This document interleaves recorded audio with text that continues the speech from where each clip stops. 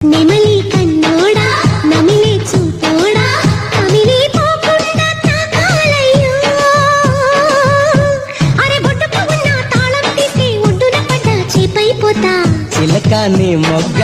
నలిపే పోతాగా ఉలికి పడితే మరి ఎట్టాగమో